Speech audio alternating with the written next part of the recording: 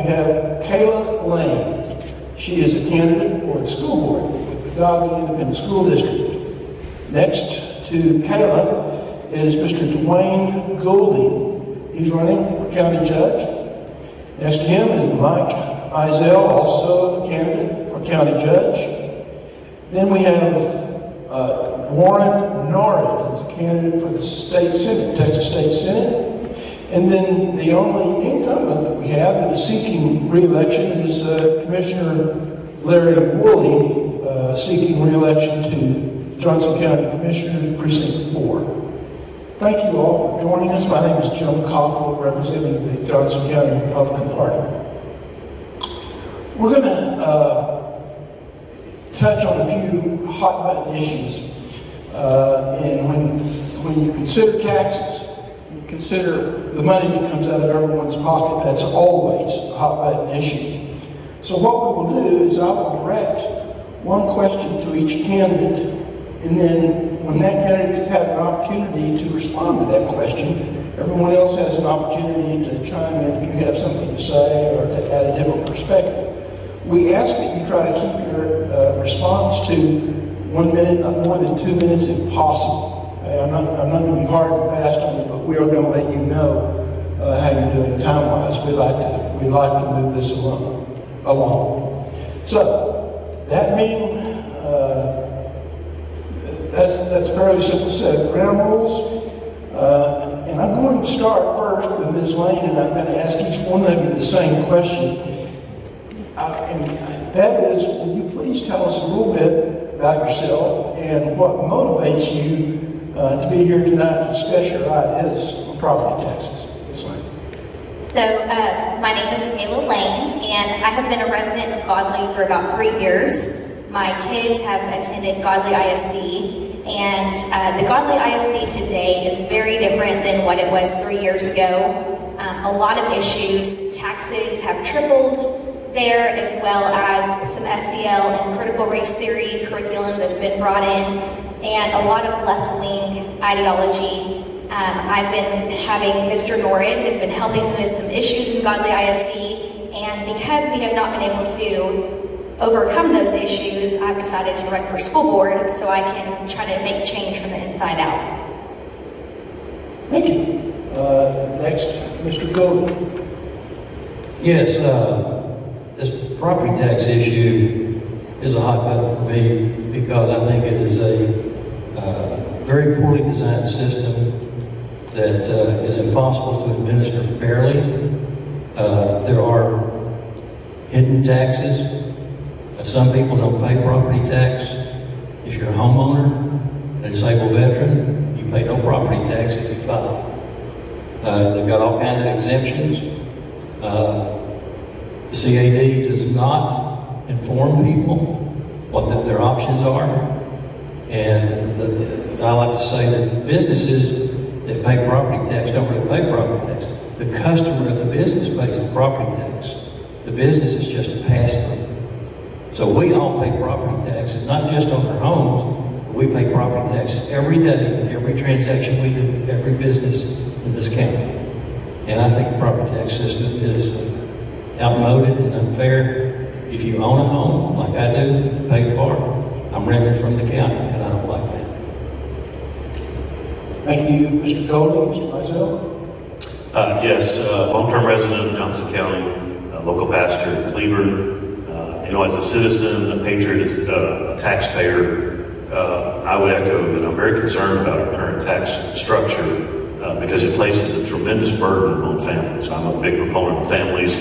I've often said through this campaign that if we put a man on the moon, surely we'd come up with a better taxing system that doesn't drive people and families into bankruptcy. One of the things that when I went through survival school, I'm an Air Force veteran. When I went through survival school, there was one thing that we were taught, that the basic survival of any person, the basic needs that you have would be water, food, and shelter. And I really think that it is unwise to tax and unfair to tax someone's dwelling place. So, that's one of those things kind of motivated me to jump in, is that we've got to come up with a better way of funding the government and not put the burden on families. I work as a pastor, obviously, as I said, and I see the impact that it has directly on families. We have a benevolent fund where we give out thousands of dollars every year to help people, and typically they all start with the same thing. We had to pay our rent or our mortgage this month. We don't have enough money for gas, food, medicines, or what have you. So, Thank you, sir. Good morning, Warren. I'm running for Senate District 10. I'm an engineer turned attorney. About 10 years ago, I started doing a lot of what I call legal liberty litigation with First and Second Amendment, things of that nature. And then a couple of years ago, we started with the COVID overreach. The last year or so has been mass. I was the attorney for the Fort Worth ISD demasking suit. Crowley demasking suit. I guess that's come back. We got to fix that again. And of course, we're involved with Godly down there. So, unraveling some of the evil that's being done with our property taxes. But people ask me why. We're in the house of God here, right? So I'll tell you one thing that motivates me. It's from 2 Kings 23:35, talking about King Jehoiakim. I'm not sure if that's pronounced right, but I've been told when there's a hard name in the Bible, you just say it with confidence and it'll be okay. So King Jehoiakim says, he exacted the silver and the gold of the people of the land, and from everyone according to their assessment, to give to Pharaoh Necho. Property tax. And I've looked at a couple translations, maybe somebody will correct me if I'm wrong, but it looks as though he's taxing people on what they own. It means that you just rent it from the government.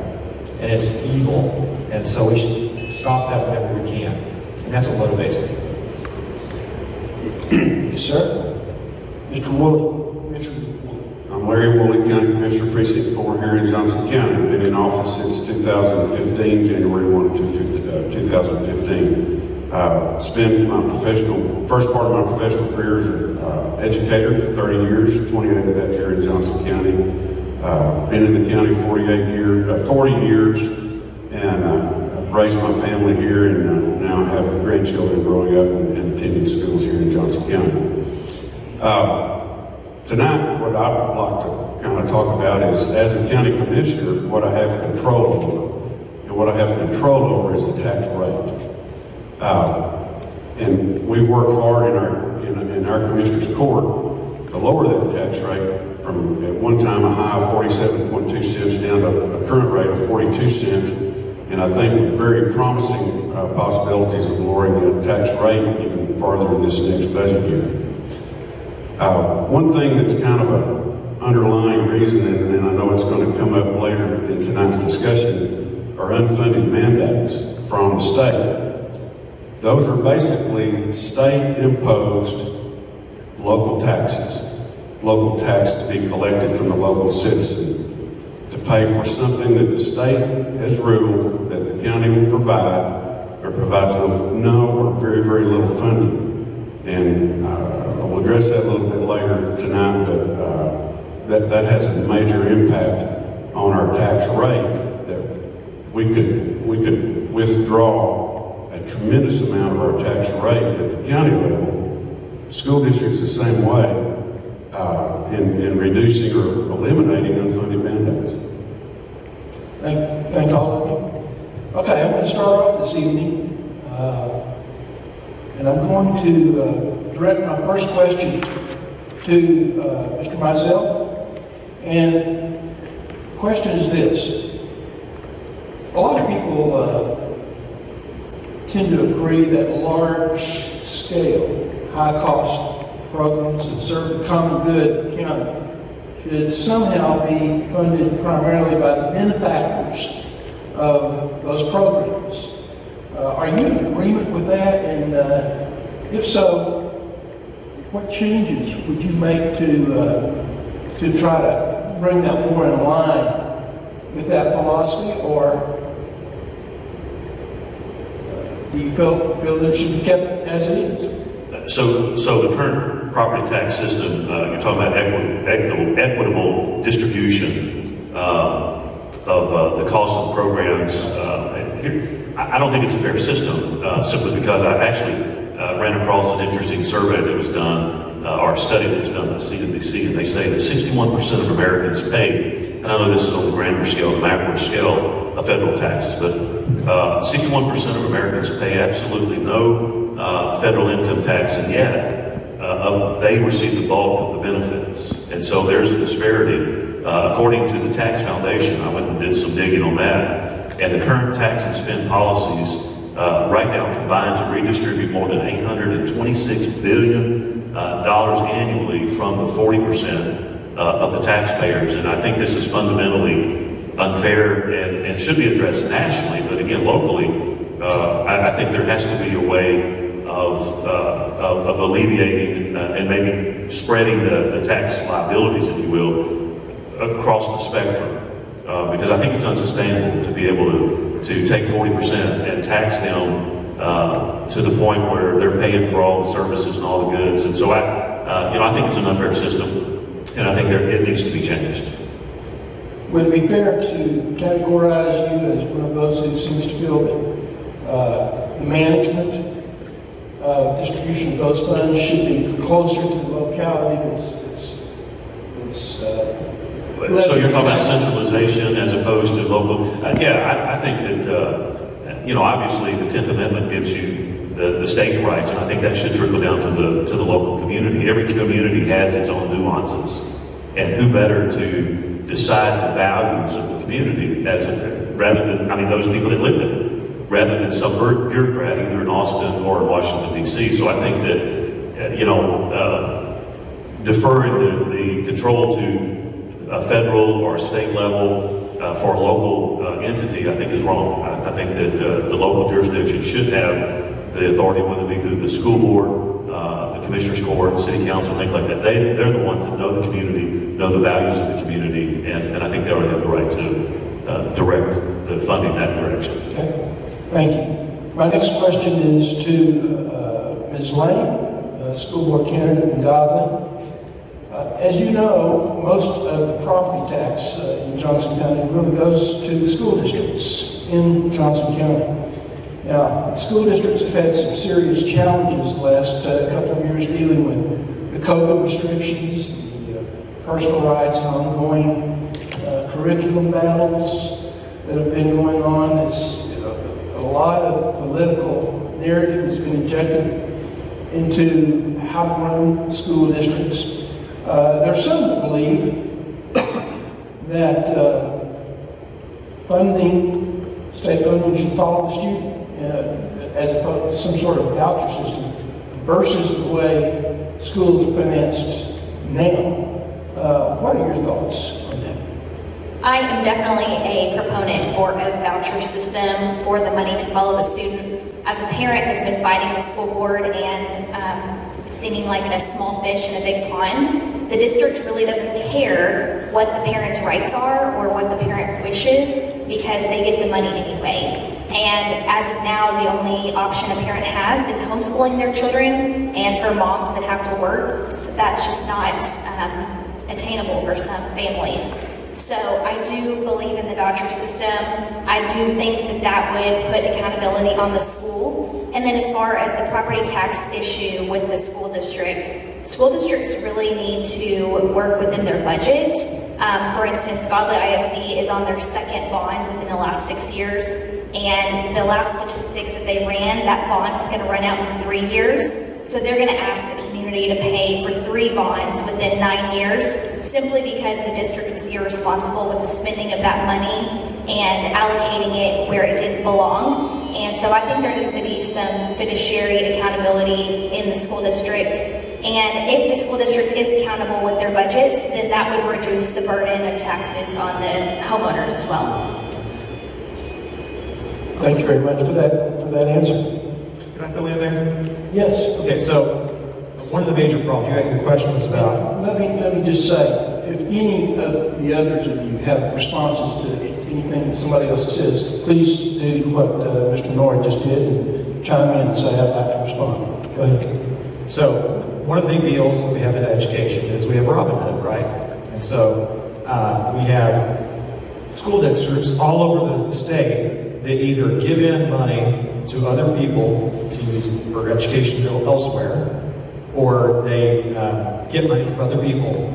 And so as a result of this really convoluted, horrible system, a school district can raise its rates and not see any or very little of the money.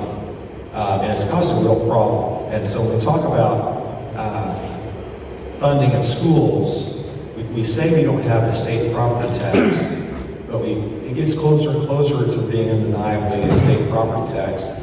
And we also have this problem with unfunded mandates, as mentioned earlier. In the state of Texas, every school district has to turn in a report every year on where all asbestos is. Now, I'm on the board of a charter school that I started 20 years ago.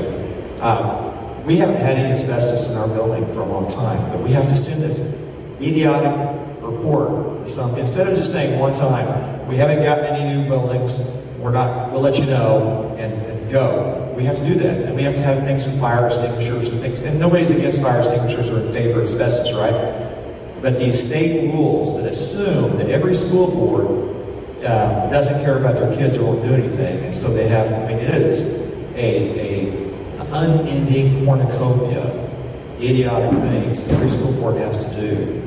And then they wonder why we can't teach kids. And of course, we pass laws that say you have to teach all these things in a vague way so the school board does whatever it wants. Anyway, we need to get rid of Robin Hood. And of course, everybody should, I suspect down here it's the same as it is everywhere else. About half your taxes are to schools, right? And what is it? More than that. Okay, so in Tarrant County, it's about half. And then about a quarter is the city and the other three are the remainder. So that's a real problem. And whether the money follows the child or not, charter schools are kind of that halfway middle point, where it's not total voucher, but parents can run schools. And I find that to be, I'm a proponent of that, obviously. There are reasons to enjoy the money following the student, but there are issues with that, so we have to go slow. So I'm all about it, but we have to move slowly that way, because people have this understanding. They want to have education the same way it was 100 years ago. We don't listen to music the way we did 100 years ago. We're not entertained the way we were 100 years ago. We don't go to work the way we did 100 years ago. But somehow education is supposed to stay in one spot, and it's killing us. So anyway. Thank you, Mr. Nord. Any other comments? Just a quick comment. Yes, sir. I don't know if voucher is the right method, but I do think we have to have school choice.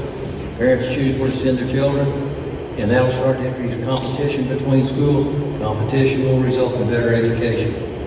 I just don't know if vouchers are the right way to do it. They may be. I don't know. Okay. Any other thought? Thank you. Commissioner Woolley, I'm going to direct this next question to you, and it is about unfunded mandates. We talked about that just a moment ago. And for the purpose of making sure that our audience understands what we're referring to, basically unfunded mandates are considered to be monetary burdens that are imposed on counties in order to comply with rulings or codes or deliver services that are imposed other than by someone other than the county voters or its administration. I know that as a commissioner, you have encountered some unfunded mandates here in Johnson County. Would you give us a couple examples of those and tell us what your thoughts are? Sure. This is a huge problem. We do statewide, we do an unfunded mandate survey every year. And, when you think about 254 counties in the state of Texas, and each county is faced with mandates that are not funded by the state, the amount of money that the state of Texas is saving or not spending where it needs to be spent is astronomical, sometimes in the billions, whenever we're talking about certain things. Just for example, in our budget, in Johnson County's budget, our court-appointed attorney line item is about $1.5 million. So when a bad guy claims that he's indigent and he's committed a crime, you taxpayers pay his attorney bill. Indigent defense, same thing. Indigent health care, same thing. Another $1.5 million. Jail medical. Whenever we have inmates in our jail, in our county jail in Johnson County, Texas, and they have medical issues, it's our responsibility that those medical issues are attended to. We budget $3 million for that. So right there is $6 million, almost. We're approaching 10% of our budget already. Just the jail, the cost of running the jail is astronomical. That's also an unfunded mandate. Just this morning in Commissioner's Court, we spent close to an hour with something that was unforeseen, and it's come about because of, and this may take longer than my 1 minute response, and please bear with me. With the entire COVID thing, we've had an increase in juvenile crimes. In 1995, the state legislature imposed a mandate on counties that when a public school student commits a felony or has a discretionary removal, what we used to call, whenever I was a school administrator, we held an expulsion hearing and we expelled those students from school and they didn't come back. Now there's an alternative placement funded by the county. So it placed the county educating children and students that either can't get along at school or committed a crime at county expense, not school district expense. This morning, with COVID and the rise of fentanyl crimes in our county, the amount of offenders is rising drastically. And we're having to double our capacity for our JJAEP, Juvenile Justice Alternative Education Program is what that stands for. We have 16 slots, so to speak, in that program, and we're going to have to double that to 32. We're going to either have to remodel some warehouse space in the classrooms, or we're looking at a portable building, and then we're going to look at instructional staff, certified teachers, certified personnel, in order to handle that load. So that's something that's coming about in the middle of a budget year. Now we've got some American Rescue Plan funds that are going to be able to help us with some of that. But that's just one example of what we're looking at. There's a long list of those unfunded mandates. Just a few. State jail inmates. Whenever we're holding inmates that are awaiting a bed at the state penitentiary, there's a certain number of days that the state expects us to house them before we'll receive any reimbursement for that. So that's a state expense borne by the county taxpayers. Already talked about indigent health care, all juvenile probation personnel, again, to handle juvenile offenders is county expense. Blue warrant inmates, same thing. Whenever we're talking about parole violators, they're in our jail, come back into our jail, waiting a state jail bed.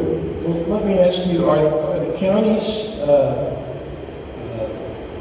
in any way?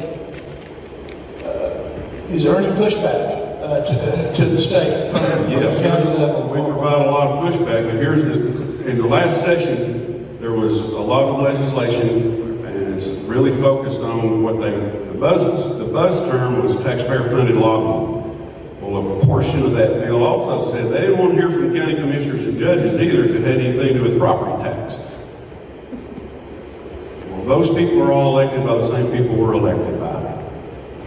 And if we can't have a voice, whether it be my voice, I traveled to Austin and testified on some bills myself. And if that's what we have to do, it's what we have to do. So in not the last session before last, our state representative, Dwayne Burns, passed a bill through the House that would make a constitutional amendments eliminating any kind of unfunded mandate. It got zero traction in the Senate, and that's usually typical of what happens. We get support in the House, no support in the Senate. They don't want to hear about unfunded mandates. I don't know. I mean, whenever you look at the state used to fund 68% of public education. Now we're down to what, 38%? So where is that burden coming from? It's coming from the local taxpayer. Thank you. Let me address one of the things about the unfunded mandates. One of the solutions I think is, there is an association of commissioners court, county commissioners and commissioners or county judges. I think it's important that they use that influence with their particular. I know Representative Burns did have that passed through the House, but I think they use their influence. And look, if I'm elected county judge, and we have issues that affect our county, and they're not respecting and reflecting the values of our county, then we need to lobby to get them out of there and put somebody in there that will represent. Doesn't matter who their family is, it needs to be representing the values of our community. You know, one of the things about the unfunded mandate, I think the school finance is probably one of the biggest issues facing property tax right now. I read something from county.org that said from 2015 to present time, the state legislature increased funding for education $14.7 billion, and yet they only reimbursed $2.1 billion to the county. So who's left holding the bag? And that's the local taxpayer.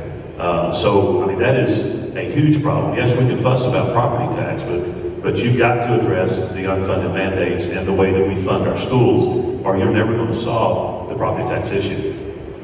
Any other thoughts? Yes, sir. One quick follow-up, and yes, Commissioners and Judges Association, and I'm an officer of the Regional Association. Our officers do provide a voice, but I'm just telling you, we're not welcome. I did not receive a welcome mat whenever I announced myself in front of the County Affairs Committee as a county commissioner. Why is that? You tell me. They don't want to deal with. The problem with taxpayer funding lobbying is that the way that I perceive it as an activist is the city council gets a lobbyist to go down to Austin to increase spending in a way that the grassroots would never approach and never want. But I don't understand why that would be for an elected county judge or commissioner. We didn't understand that either. And eventually, is this on? Sure. Eventually, that part of the language, that language was eliminated out of that bill. We don't have taxpayer-funded lobbyists in Johnson County. We've never, to my knowledge, since I've been on the board, I don't foresee ever hiring a lobbyist. There's several, all 5 members of our court have been to Austin at one time or another. As a would-be senator, I appreciate that a lot more. Because what you see is the city councils, and they'll hire these lobbyists to come down and say, well, we need more money for this and more money for that. Whenever the taxpayers who hire these people, and part of the problem is that whenever you look at a Venn diagram of the people who vote for mayors and city councils, so that's a circle here, and you look at the people who elect partisan races, that's a different circle, right? It's a different circle. People who vote for bonds, that's a different circle. And so people who vote for bonds for city managers and all those, city council and all those folks, is different. And they always want more money. Always want more money. I don't know how many times you see I've had a school bond proposal fail, but it's pretty rare where I come from. So they always want, there's no limit to the amount of money they want. And then those people hire the lobbyists to go down, and those people are going to vote. I can tell you that. But I can tell you what happened in the House. Burns probably pushed it out, and then he was told, don't worry, we'll kill it in the Senate. And that's what happens. It happens all the time. You need a senator who will discuss these things on the floor. Thank you. Thank you for your comments. I'm going to direct the next question to Mr. Goulding. You kind of led into this earlier, Mr. Goulding, about the different factors that go into calculating property taxes. 2 of the most obvious are the tax rate, which is the percentage of the full 100% appraised value of the land and improvements. And there are a lot of ways that that's calculated. Obviously, checking the multiple listing service to find comparable properties, surveying sales letters from home buyers, checking other listing sources, property analytics, and so forth. Well, first off, do you believe that this is the most effective way to get a fair assessment of property value, and if not, how would you change it? Well, if it was up to me, we'd eliminate property tax altogether. Okay. But at the county level, you can't do that. I think the problem with the CAD, and I've had over the years a lot of bad experiences with CADs, so I have a kind of jaundiced view of it. I protested when I bought the property I currently live in. They increased the assessment of the house from 157 to 407. I hired a state licensed appraiser to come in, and he gave me an appraisal at 247. That is a huge difference. And what I've learned in this is that first of all, at the protest hearing, the CAD appraiser went first, And I had questions. Are you a state licensed appraiser? No. Well, I've got a state licensed appraiser. The next question was, if you're not a state licensed appraiser, how do you appraise things? They, well, we use a data card, or they said, we have formulas. Well, I had learned before that there's a data card. Every person listening to this, if you haven't looked at the data card for your property, you should go do that. The data card for my property had numerous incorrect data content. That's the starting point for the appraisal. And then I asked her, I said, have you been to visit the property? No. There's no way they can visit all these properties. It's physically impossible. She looked at pictures on the internet done by a professional photographer. The deal is that it is a flawed system. It's impossible to administer fairly. And it's got to be replaced with something that's more fair and more equitable. And I don't think the system can be fixed. At the county level, all you can really do is, for example, the county budget this year for tax increase was 10.92%. That's after they reduced the tax rate by 1%. The only thing they could do different is lower the tax rate even more. But the CAD is driving up these appraised values, and that's following the market. I don't think that's fair, because I don't have a way of increasing my income commensurate with the increase in the value of my property, and I don't have any way to monetize that except to sell the property, and then we start the process over again. We have the same problem. Property taxes have got to be replaced with a more fair and equitable system. Has anyone ever asked you to tell us what you really think? Thank you for your Well, you know, you asked the question, you had to have the answer. Absolutely. Thank you for your response. Anybody else on that particular? Well, I was just going to reiterate, I believe the same thing that Dwayne was saying. Obviously, this is well known that James, what's his name? James White from the 19th District filed a bill, I think it's House Bill 3770, about eliminating property tax. One of the things that he spoke that I thought was pretty interesting was that if this passed through and became law, that county appraisal districts, the CAD, would be eliminated. And in eliminating the appraisal, that would eliminate over 2 million, according to their report, 2 million reassessments and appeals, and it would save more than $500 million annually just by taking care of that. That's just astonishing to me. And again, I think I couldn't answer that question about what's right as far as assessment, because I believe that property tax is inherently evil. I don't think you should ever tax a person's dwelling place. Again, it's one of the basic requirements of survival: water, food, shelter. Leave the shelters alone. Okay, I'm going to direct the next question to Mr. Norrie. And it piggybacks on what we've just been talking about here. You know, we do have some propositions coming up, and Proposition 2 specifically talks about Texas should eliminate all property taxes within 10 years without implementing state income tax. What are your thoughts on that? I always think that this is an interesting conversation. It's very important, but we skip over an important part of it. Average man probably has about 5 quarts of blood. And if I say, well, I'm going to take a quart of blood, well, you're going to put me near death when you do that.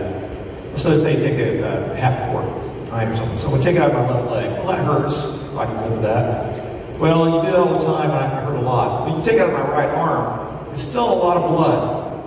We focus all the time on how we get the blood out, where we take the blood out, instead of realizing, let's just stop taking so much blood. You know, we started this little bit of Bible. Yeah, 10% was enough for the theocracy that ran the 12 tribes back in the day. I think 10% is more than enough to do the job, but we have so much money at the state level that's being used to do things other than run the government. And we could pick out a lot of things, but the problem that we have here today is we can't just snap our fingers and make it all go away. As an engineer, I always want to say, okay, if I want to go do something, I start with where I am, what materials I have, what I want to do, Those all have to blend. I can't just say I'm going to have no income, no property tax, and no income tax, and not get the job done. Yeah, I don't know how you're going to do that. So that's why the 10 years is supposed to be. And of course, that's kind of the HUD Finance plan is what it's alluding to. And the idea is we're going to raise more sales tax. We're going to slowly phase this out. Well, yeah, I called my friends at the TPPF, the Texas Public Policy Foundation, who I've supported for a long time. Is this plan real? Does this really work? The guy said, well, it's problematic. Right, it is. It's going to be hard to do. Are we rewarding districts that have a lot of debt? How are we going to do this equitably? We're putting a lot of power in Austin. I would rather work on the unfunded mandates and get rid of Robin Hood. And I'm okay with the 10-year deal, but we should not pretend that this is a panacea or this is easy, because it's not. It's just not. And you can wind up, when you see people say, okay, we're going to increase the consumption tax 3% or something. Well, that means you're going to have more cheating on consumption tax, right? That's what's going to happen. If you tax something more, you get more cheating. So it's not going to raise as much as you think. There's going to be issues.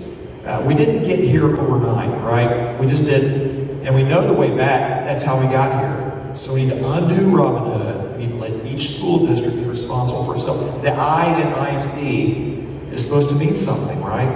It's supposed to mean something, but it too often does not. So get rid of the mandates, let everything be transparent, and slowly reduce the footprint of the state so that property taxes can go down and just go down. If we want to talk about this other thing, the Prop 62, I'm all about it. All about it. Don't let anybody say I'm in favor of anything that will get us away from where we are, but you have to remember it can be worse. Can't be. We could wind up with an income tax and a property tax and a statewide property tax for school districts. Oh, so there you are. You can spell that. Any other comments? I'd like to comment on that. Very well put. One of the most insidious things you can have is a hidden tax, as I alluded to a while ago. Businesses pay property taxes, except they don't. They're a pass-through for people. Every time we buy anything, we're paying that business's property tax. That hidden tax is so insidious, and you don't know about it. I'm an advocate for replacing the property tax system with some type of sales tax, but the way you have to do it is a step at a time. Now, I don't know what the finance plan is to phase it in, but the first step would be to eliminate property tax on homesteads.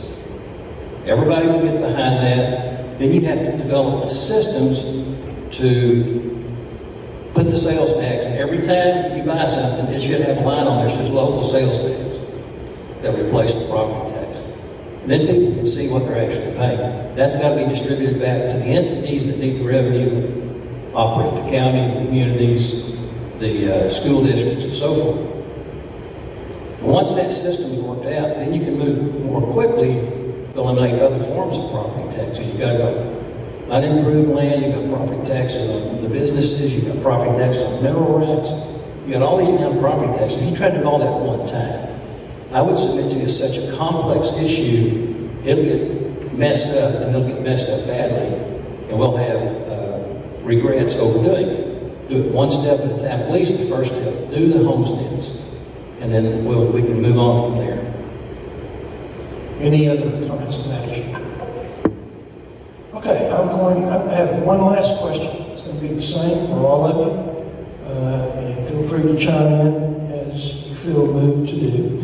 And that is, what single bit of advice would you, as a potential office holder, give to our audience about their taking an active part in lowering their taxes? It's kind of a broad question, so we give some latitude. Who wants to start first? Ladies first.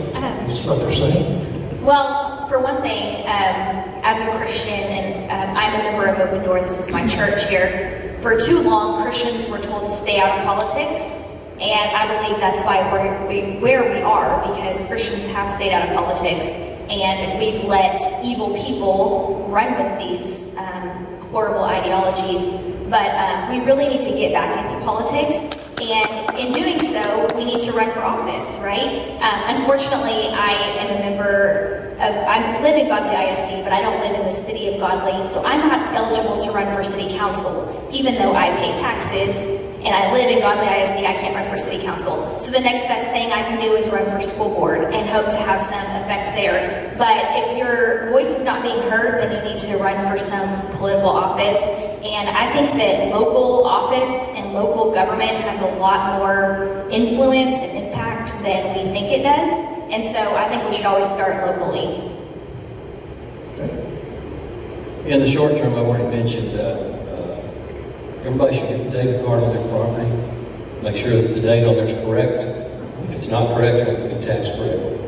The other thing is, you need to start talking to people. I bought a place that's a farm, if you will, small farm. I had 2 tax bills. I had a 1 acre house, homestead, and I had a farm. And I was talking to an attorney one day about an unrelated subject. We got off talking about it. And I found out you can homestead up to 200 acres. And nobody had ever told me that. And so that's the kind of information people need to have. That's not going to cut your tax bill, but there's some other legal considerations that's valuable to it. You've got the senior exemption, which my parents paid property taxes for 15 years after they were able to qualify for senior exemption, and they didn't know about it. And when they found out about it and filed for it, they got it. And my dad said, well, what about all these excess taxes we paid in the past?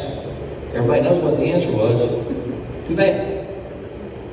Right? And my other sordid story, another one of many, our first home we had in Tarrant County, we had, once they put this stuff on the internet, go to the internet and check your taxes too. On the internet, as an IT guy, I went out and looked, and I found out I had a swimming pool. And I go look in the backyard, no, there's no pool back here. So I called the Central Appraisal District, they sent a guy out, he looked at it, he said, well, the original owner must have had a pool. I said, I'm the original owner. I've never had a pool. I've been paying excess property taxes for, that's probably 15, 20 years at the time. And my question was, what do I do to recover my excess payments? And again, the answer was, you can't do that, it's too bad. You need to be proactive, you need to talk to people, you need to go to CAD, you need to find out information about your property, you need to find out about all the exemptions you can qualify for, and you need to be assertive and aggressive at taking every opportunity you can to manage your tax burden as low as possible. Thank you. I think for me, the phrase would be to get out and vote. As over the last several months, as I've traveled across the county campaigning, again, first time running for a particular office, and I've been interested to find the disparity between the ages of people. I had an interesting conversation with a younger generational guy, and he said, we don't vote, my generation, we just don't vote because we feel disenfranchised. Like, what's the use? And so I told him, I said, well, if insanity is doing the same thing over and over again and expect different results, if you want something you've never had, you have to do something you've never done. And I said, the answer is you still have to vote, because nothing changes if you don't get out and vote. See, that's the beauty of our system. That's the beauty of what our founding fathers envisioned, was that we the people are the power. It's not the government. And I think that we've kind of lost sight of that, and I think our government has assumed a lot more responsibility than what our founding fathers envisioned. I think our government has broadened itself in ways that they could not even imagine, because they set up a system, and they've invested or vested the people with the power, not the government. So I think that people need to know that you do have a voice, and just because somebody's been in office doesn't mean that you have to keep putting them in office. And just because they have certain backings of individuals doesn't mean that you have to vote for them. Look at experience, look at what they bring to the table, and then cast a wide wisdom, use wisdom in casting them. But go vote. I mean, I think that's the whole thing. Nothing will change if people don't go vote. And so that would be the last comment I would say is, do your homework, get out and vote, and let yourself be heard. It's a great question. There's a myriad of answers. On the short version where it doesn't require any change or substantial change, whenever it comes to protest time, and this happens to older folks and younger folks all the time, every year people miss their protest deadline. Check what your valuation is and protest. Everybody should protest every single time your valuation goes up, if you can possibly imagine it. Do your protest, and you should do that. And you should tell all your friends to do the protest. Whenever we have one of these get out the vote days, the Facebook should be flooded with all their friends, making sure check your valuation and make a protest. Because once that protest date's passed, you're hosed. You can't get it. It hurts people all the time. I think we ought to consider electing our chief appraiser and giving him the opportunity or her the opportunity to investigate people who have exemptions that are not using them or don't deserve them. Quite often, in many parts of the world, I'm sure not here, but favored people get favored treatment. And an ordinary individual should be able to say, looks as though that guy's cheating, and challenge that. And then I'll wrap it up with, again, New Testament, to show you were a good Christian, you went the extra mile, right? You carried the pack for the Roman soldier an extra mile. That's how we call it, going the extra mile. What is that today? It means not just voting tomorrow in the primary, which you absolutely should do, but it means, and this is the hardest thing, I've been an activist Republican for 30 years. The hardest thing we get to do is get people who are charged up. I'm going to go stop abortion. I'm going to go stop this. I'm going to stop that. When it comes time to vote for city council and school board, man, it's a snoreburger. Nobody cares. But they are enslaving you 1 penny at a time. That's what's happening. That's how we got here. Those guys are the ones that are having the bonds. These are the guys that are deciding that you need a brand new, 5-4, whatever it is. And they'll all say, well, it's just 2 pizzas. Just 2 pizzas a year. Well, you're taking a full 3 months of food from me at this point, pretty easily. And the sales job is always, it's like a vitamin salesman. It's just 50 cents a day. And that's what they'll tell you. And then they'll tell you, well, it's not a new tax. If it's not a new tax, why am I voting on it? Because it's a new tax. It's replacing an old tax that's going away. It's a new tax. We have to get energized, not just on these fun primaries where we're all red meat or debating the bad guy. It's the dull, boring school board and city council people that are making a real difference in their lives, that really impact your day to day in a way that you cannot imagine. And we all, the church, lots of people, all the partisans, as I described it, that this circle only overlaps a little bit with the circle of people that vote in municipal elections.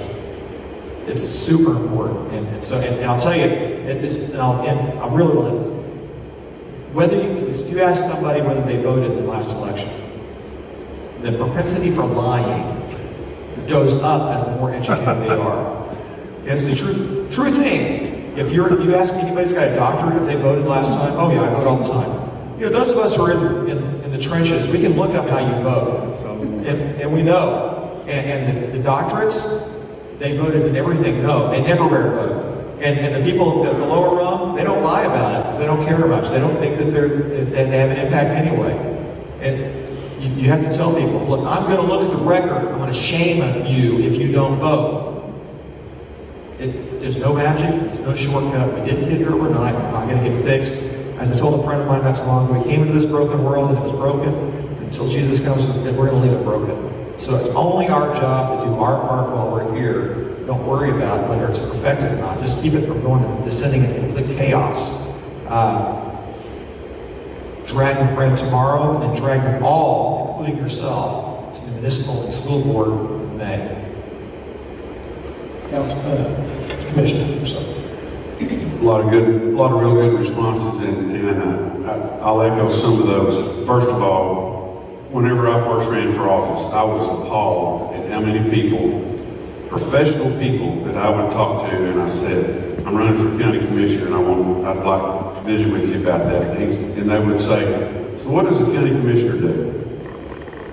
And I received that response over and over and over, and that just shocked me that so many people in the business community, whether they be business people, professional people, doesn't matter, that were totally uneducated and uninformed about the process at the county level.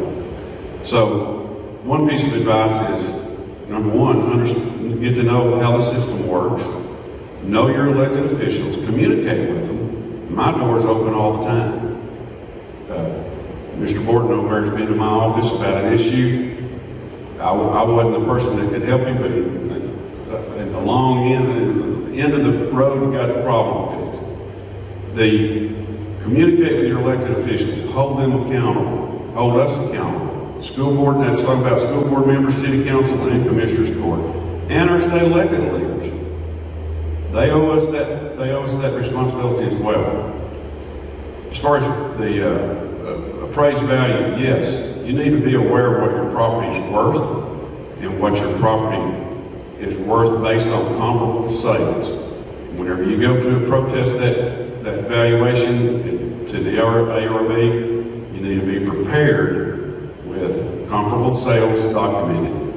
Realtors can help you with that. Licensed appraisers can help you with that. There's people involved in that business that can help you with that. When you go prepared. And vote. There are people running for office right now that I can't find on my voters list from the last primary election, and that's disturbing to me. So go vote, communicate with your folks, hold everybody accountable. I want to thank all of you for being here this evening. I especially want to thank all of you for offering yourselves your service to our county, to our state, to our country. I can tell you, having been an elected official, city council myself, I will tell you, it's a thankless job. There are many times that you will toil on behalf of your constituents and certainly not receive thanks for it. Sometimes just quite the opposite. But you are the embodiment of those who will become involved. And so we thank you again for your time, for your expertise, and for your enthusiasm, and good luck to all of you in your races. I'd like to say, probably on behalf of all five of us, thank you guys for hosting this and putting it on.